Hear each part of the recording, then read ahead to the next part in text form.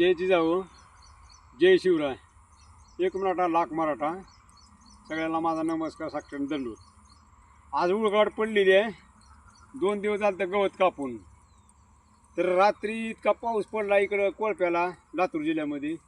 इजाच्या कडकडाट, गडगडाट. मग रानामध्ये निसा चिखल आहे. गाई बांधून जायता.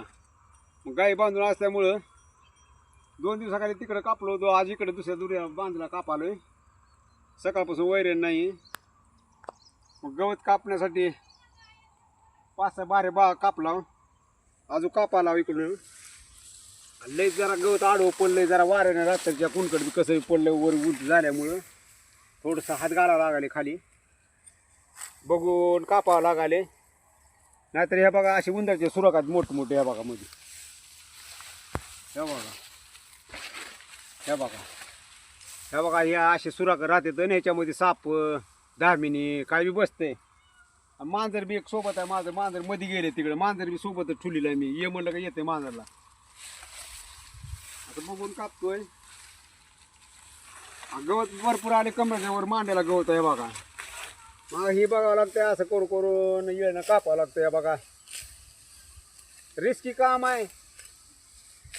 जीव का भरते तिकडे काय ते गवतात वाजले उठून बसावं लागते. एखादा उंदीर राहते मध्ये. बघा ही उंदराच्या वाटा आहेत. ह्या मध्ये उंदराच्या वाटा. ह्या बघा, ह्या बघा, ह्या उंदराच्या वाटा आहेत. त्या उंदराच्या नादानं साप येत असतो मध्ये. ह्या बघा, आणि ती उंदराचे घर राहते मध्ये. मग ती बघावं लागते. माणूस बघा ते हात घालायला जाते, ती काही दिसत नाही. लय दाट गवत आहे बघा, काही दिसत नाही मध्ये. मग हे असं करावं लागतंय सगळं. ह्या बघा हे असं, आणि मग ती हात घालावं लागते मध्ये. हे असं कापावं लागते बघू सनी. ह्याच्यातून जर उंदीर पळायला तर तिकडल्या साईडला बाजूला मांजर आहे आपली. ह्या का इकडं आली मांजर. त्या बघा त्या सुराकापाशी आहे. मग ती बघते आलेलं का आले काय नाही. मग उंदीर आला असता तर पट दिशा पकडते.